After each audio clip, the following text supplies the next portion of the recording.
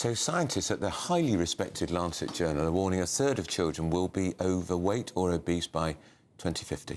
But it raises the age-old question, are parents to blame for rising obesity levels in children? Let's have a debate about this with the political commentator Emma Wolfe, who's a friend of the programme, and the director of All About Obesity, Sarah LeBrock. Sarah, to you first.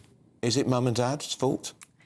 No, because if we understand obesity, obesity is a chronic condition. So, you know, the environment we live in plays a part. So the fact that the parents are obviously buying the food and the children are eating it, you know, yes, that plays a tiny part of it. But if someone has the genetic predisposition to live with obesity, so as a child, adult, whatever, if you have that, then the foods that you eat then will land in a certain way in the body will kind of store the fat in a certain way. And so actually that's not down to the parents as such. It's down to actually the genetic makeup of the child, because actually you could have a child that eats the food the parents are giving them and stays thin. So we know that there's a huge element of biology that plays a part in this, for sure.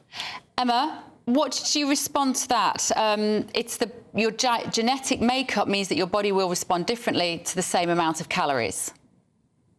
Well, I'm literally, you know, from the off, I'm aghast at that.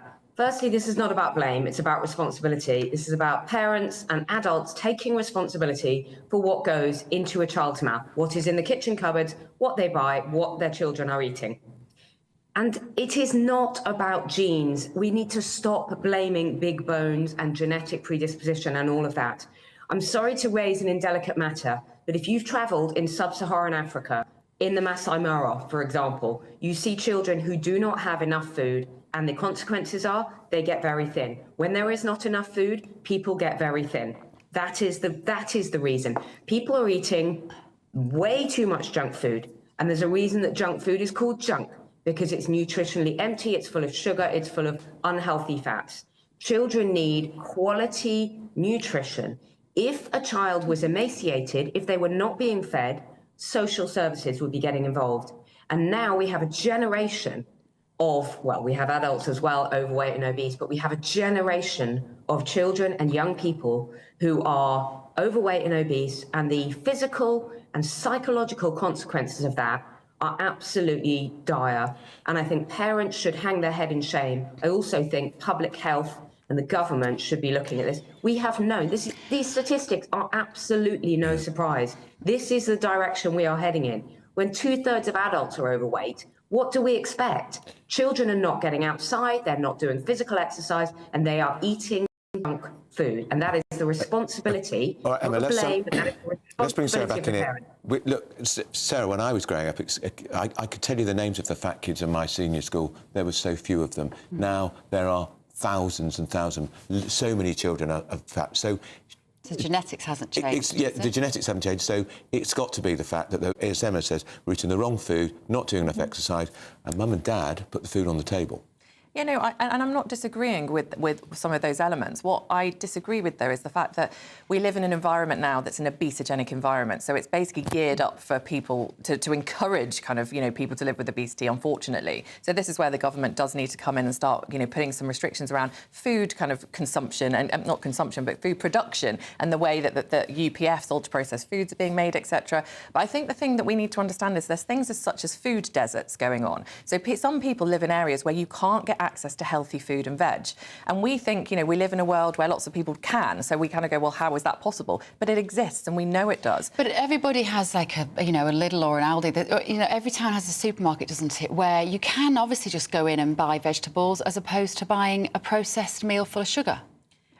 I agree with what you're saying there, but some areas don't. There are areas in, say, I don't want to call out specific areas, but there are some areas where you can't. So Hull, for instance, I know that there's an area where there is no supermarket nearby, so you would have to get a bus or public transport or something to go there. And we know that some people literally can't afford that bus fare in order to go and get those healthy foods. So the shops that are available around them are all ultra-processed, unhealthy foods. So that's what they're buying, and that's the problem. That's a very small number of areas.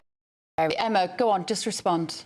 Yeah, and with respect, Sarah, I completely agree. There are areas, you know, that have been built up for without proper thought of shopping and local transport and NHS services and all of that nearby. I agree.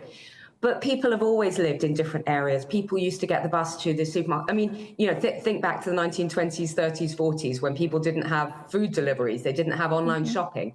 people are able to go and buy carrots and pasta and rice and bread and the basics. And I don't buy anything about food poverty, it being cheaper to buy ultra-processed food, cheaper to buy takeaways, cheaper to buy a ready meal, all of that. To me, it seems a lot more expensive to buy that ready-prepared food than it is. And of course, there's time poverty as well. We're all juggling a lot. It takes a bit of time to cook a meal for your kids instead of opening a packet and putting it in front of them, a packet of crisps.